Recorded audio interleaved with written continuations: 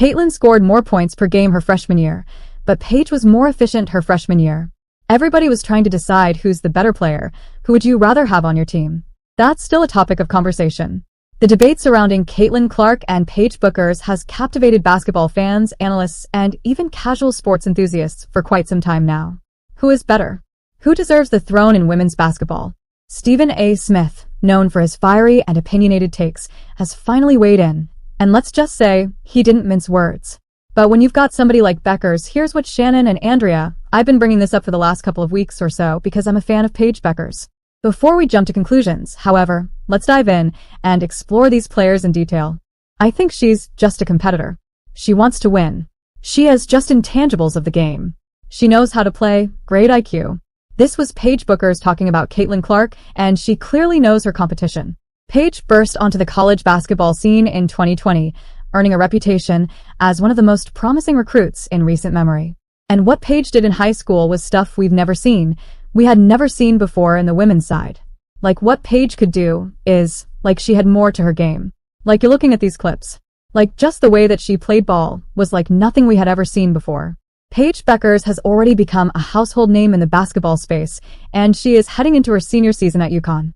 Just this past summer, we have seen Paige traveling the world, doing a bunch of brand deals, and a lot of media were wondering if she was really putting in as much hard work on the court as she was off the court. Buecker dominance at UConn under the legendary Gino Auriemma was something else, as her accolades piled up even before she set foot on campus. She won several awards including Gatorade National Player of the Year, Naismith Prep Player of the Year, and Morgan Wooten National Player of the Year. If you guys don't remember back to Paige's freshman season, there was so much hype around her because she had a skill set that we hadn't seen from guards in many, many years, and there was so much hype and buzz around her, and she's still an incredible player. However, Bueckers' trajectory was marred by injuries that sidelined her for much of her college career. Because I'm a fan of Paige Bueckers. The reality is that she got hurt. I want everybody to understand something. Twice. She got hurt twice. You're absolutely right.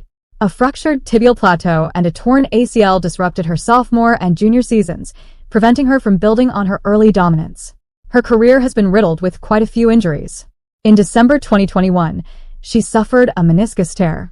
She was out for 19 games during that season, and then really soon after recovering from that injury, she tore her ACL in August of 2022, and she was out for the entire 2022 to 2023 season. While it is true that she is an extraordinary talent, her long absence from the game has left a void, something we can only imagine what could have been. Paige Bueckers lost a little bit of what Caitlin Clark didn't, and I think that's the reason why the general public, especially as the years went on, were more so gravitate towards Clark. Bueckers' rise to popularity was no doubt due to her amazing potential, but it fell short before she took flight. These injuries took away a little bit of the momentum she had as far as just being in that media spotlight because she did have to take time off. However, last season she did have a great season, and everybody was hyped to see her go up against Caitlin Clark during the Final Four. Now, let's talk about Caitlin Clark, the unrelenting force of nature who has taken women's basketball by storm. From the moment she stepped onto the court for the University of Iowa, Clark has been a record-breaking phenomenon. Her style of play, marked by long-range three-pointers, jaw-dropping assists, and an unparalleled competitive fire, has drawn comparisons to NBA greats like Steph Curry and Larry Bird. Clark's 2023 NCAA tournament performance, where she led Iowa to the championship game, solidified her as the face of women's basketball. The Indiana Fever made the playoffs. They didn't play last night, but thanks to Las Vegas with a win over Chicago and Phoenix with a win over Atlanta, the Indiana Fever have their first playoff berth since 2016. 2 years ago, their home attendance was 1,800 fans. Their average this year home attendance is 17,000. That's almost 10 times. And, of course, the big difference is Caitlin Clark. I think she should be up for MVP. Unlike Bueckers, Clark hasn't missed a beat. She led the nation in scoring and assists during her final college season, shattering records left and right. In the WNBA, she hasn't just been good, she's been transformative.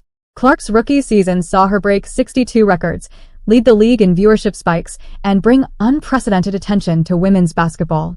Some have compared Caitlin Clark to Tiger Woods in how she's revolutionized fan engagement in women's basketball.